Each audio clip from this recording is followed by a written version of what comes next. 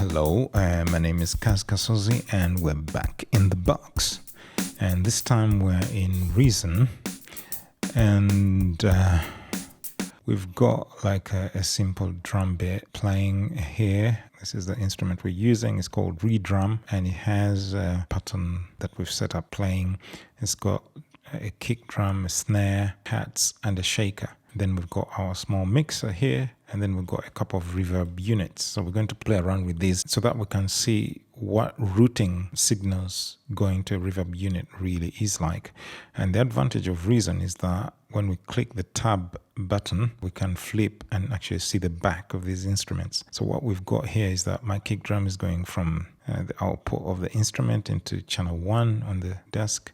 The snare is coming from channel 2 to channel 2 of the desk. Then we've got here, I think this is the shaker, which I've taken to channel 4. And then we've got hi-hat coming from 8 going into channel 3.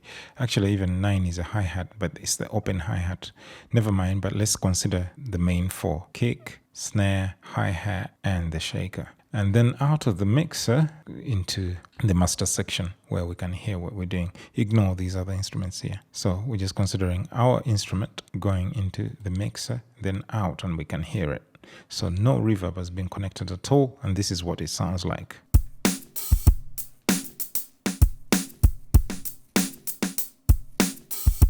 Yep, simple as that. And we've got a little bit of EQ. Very tiny, very basic EQ here on the kick drum, on the snare, and on the hats. Also, we've kind of panned the hats a little bit to the right, and then the shaker because they're kind of sounding a little bit similar. So going back to the original video in this bunch of videos here, we talked about applying reverb as an insert not being a good idea, and I'm going to show why it's not a good idea right here. Right down here we've got a couple of reverb units. Basically these are plugins, but the way Reason sets these things up, it gives a more real-world interface. The interface gives us an idea to understand how things work in the real world. And some of these older units used to look like this. So now if I flip around, we can actually see the input into the reverbs here and then the output.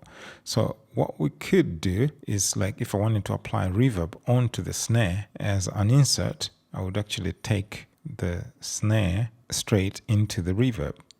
It's done it as a stereo, but never mind. We can do it mono, keep it single.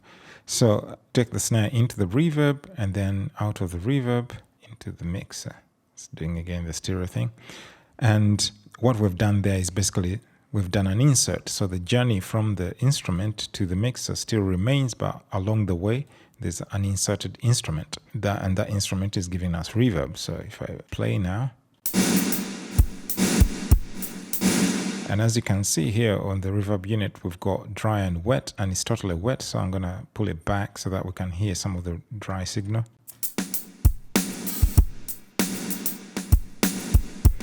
I think it gives an idea of what applying an instrument as an insert means, especially when we're dealing with reverb here.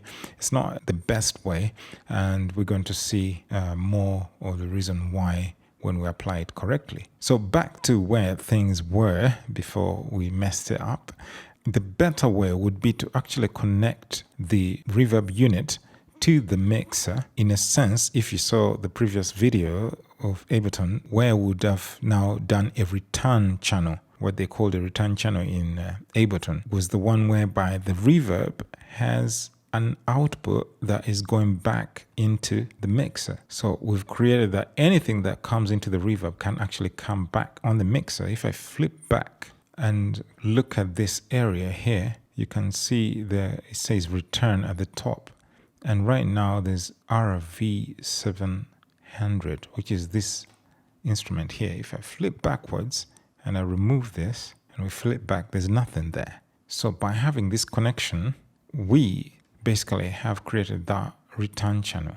It already exists on the mixer, of course, but we have actually inserted a reverb into that channel. So if we have a sound going into this reverb unit, it will come back via this return, and we can hear it by raising that volume there. Put it back where it was. So now if we want reverb on the snare, we'd use one of these, which are sends. This 1, 2, 3, 4. So we have 4 different sends. And when we send to 1, if I flip over, we've sent to this area here, and then that can be sent to the reverb and therefore come out with some reverb coming back to the return. So if I go back now and we apply reverb by sending, it's a much better way to control your reverb. You can quite hear there that it's a widely different level of control to what we had when we just smacked it in as an insert.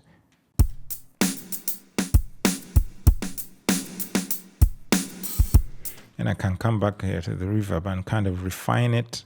We've got like some kind of dampener here which can take off some of the high frequencies, so we can dampen it that way, and we can also brighten it this way if we use this one.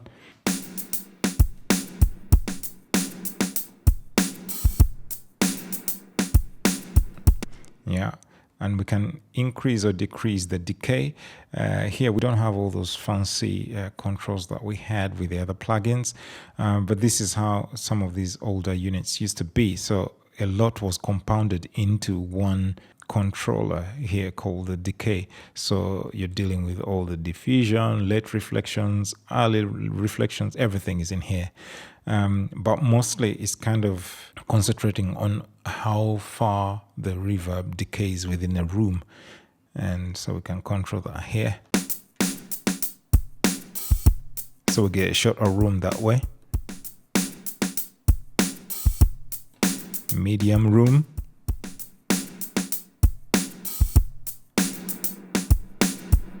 And perhaps a hall.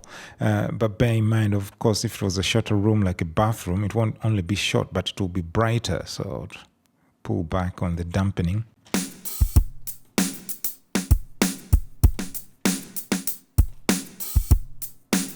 And if it's a hall, like a massive hall, yes, the decay would be more, but also the reverb will be more dull. So I'll first play it without making it dull, you see what I mean?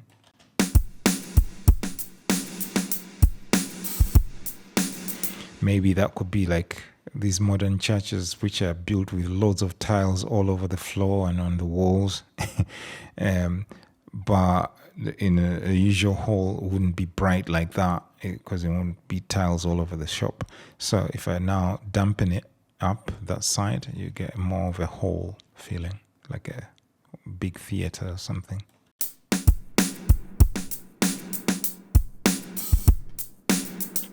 So even though this is quite a simple unit, it's actually quite usable, and also it helps you understand more about the other finer parameters that we had when we were using the more complicated plugins.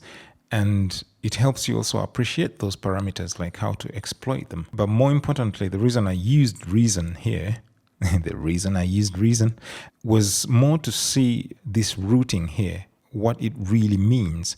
So if now we wanted to create like another reverb, apply another effect, of course we would have to send this output into a return 2 here, and then we will have the send number 2 going into that new unit. So now we can apply reverb via this too. The thing is, on this, to make the reverb more apparent, we would need to actually have this as far as possible, so that we only have the wet sound. We don't have any dry sound at all, because we have the original dry signal in its full glory on the track. So let me play that now, then you can hear how much better it is, and this will also allow me to go back and refine the reverb by how much I send to the unit.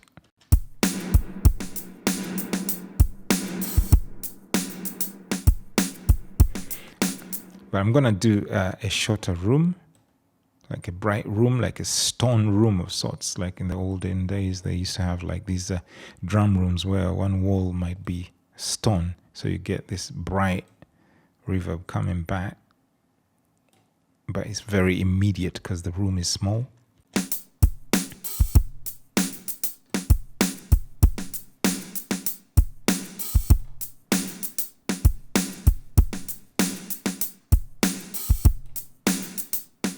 And I'm going to put a little bit of it onto the hi-hats as well, just a tiny little bit.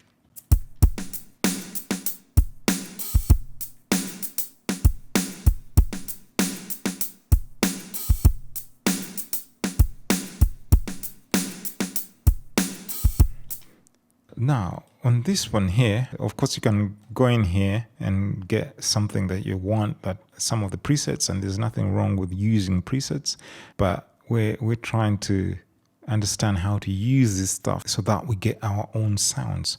So this side, I'm going to create a slightly longer reverb, like with a longer decay. I won't want it too bright, so I'll keep it like that, but I won't dull it too much. Pull this back a bit. And then again, this I'm going to also apply onto the snare, but mildly so.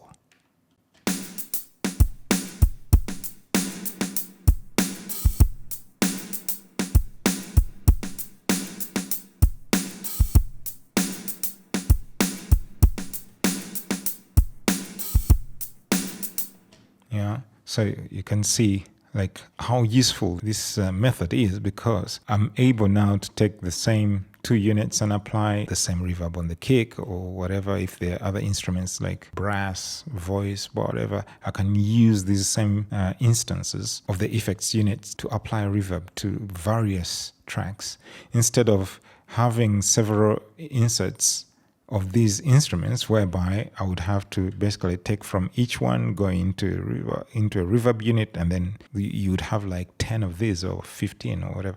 It's ridiculous. But also it doesn't provide for a good shaping of a space in which these instruments are playing. It won't make sense. The other thing to look at is the ducking of the reverb by using a compressor, whereby the signal comes in as a side chain to control the compression whilst the compressor is compressing the reverb. And the way we do that, so I'll look here, right click, and then go to Studio FX, and I'll just get a simple compressor. I don't want anything complicated. So there it is. Usual controls, input gain, we got a threshold, we got a ratio, we got an attack and a release. Here there's no option for us where to choose our side chain. So if I look back on our compressor, we can now decide that this new reverb here will not go straight back to the mixer. It will go into the compressor to be compressed. And then after it has been compressed, come back and go into the mixer. However, in order for it to be compressed, we're going to use a side chain. We're going to send something to it to control it. So I'm going to use the kick drum, meaning I don't want the reverb that is on the snare to be disturbing the area where the kick drum is pumping. I want the reverb to pump in the same sense that the kick is pumping. We want something else to control this compression, and that something is going to be sent to the compressor via aux4, or you can also call it via send number 4. So if I pick it up and then bring it here into sidechain, you can see that. So that means anything that we send to 4, meaning anything sent by this row here on any of the channels, will go to output 4, and then that will go into the compressor, which will trigger the compressor to act upon whatever is going through the compressor. And in this case, it's going to be this reverb from here. And so our sidechain is in. If I flip back, now we can play and then send our snare to the compressor, and in so doing, we'll compress the reverb in such a way that every time the snare is hitting, it does trigger the compressor to stop the reverb in this unit acting with immediacy, but we'll still have the tail afterwards. I'll first exaggerate the reverb so that we can really hear what this is doing.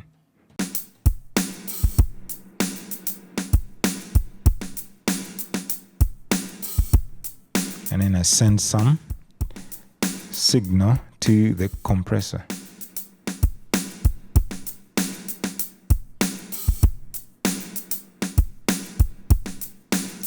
You can see that it's hitting every time the snare is hitting there. There's a little bit of compression going on. I'm going to make the attack a little bit faster.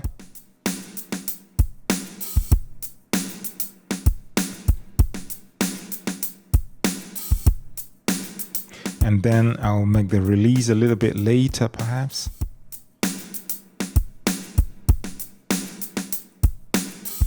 And you get like kind of like a breathing sound in the reverb. If I make the release shorter, you find that you have clarity of the strike, but afterwards the tail is there. And I can make the threshold lower so that it catches all the snares, even the quieter snares.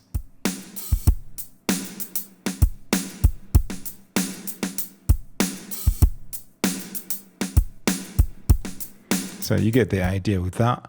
What could be also interesting is if I take this back, so we're not sending anything at the moment to the compressor, is if I control this reverb, which is being applied to the snare, but I controlled it with the kick, whereby we don't want that reverb tail disturbing the kick so that we can get the groove pumping more with the kick. So basically the snare to be pumping with the kick.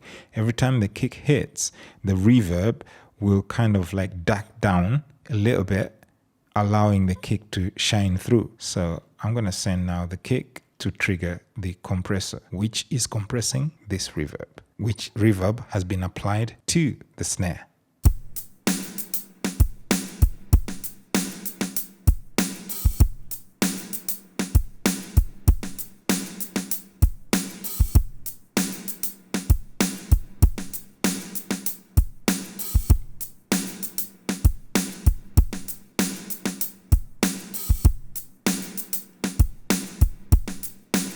So if you listen carefully, hopefully you're using headphones, if you're listening carefully there, you'll find that having this reverb being ducked by compression, which is triggered by the kick drum, means that the reverb is out of the way every time the kick is hitting, and then present again after the kick has done its business. And this makes the groove pump a little bit more, but also it allows the kick clarity. And so I think you can understand this notion. And now this can be used on vocals, can be used on all kinds of things, because if the reverb is being applied to the snare, but there's also a singer, the other instruments, guitars, and so on and so forth. So sometimes you want some of these instruments to not only stay out of the way, but the reverb that you have applied to them to not interfere with another instrument's presence, especially if that instrument is more important. And in the context of what is going on here, I'm finding that within the groove, the kick is actually quite important, though the snare is too, but we can already hear the snare clearly, but the reverb on the snare is not as important as the kick. So the kick has to take precedence at that point. So I have to duck the reverb. So I hope you have found this useful. And if you look back here, like I said, with the graphic interface that Reason gives us, it gives us a chance to have a look at what goes on under the hood. Because most times when you're working within a DAW, most of the stuff is not actually visible as you would see it in real life. And here we have like a glimpse. It gives us an idea of what truly is happening. So if you have seen this, it will be actually good to go back and look at the other videos in which we did anything like side chaining or being able to send stuff to an aux channel. So you can go back and visit those and get a better understanding of what was really going on. Okay, have a good one. My name is Kaz Kasozi, and I'll see you in the next bunch of videos. Take care now.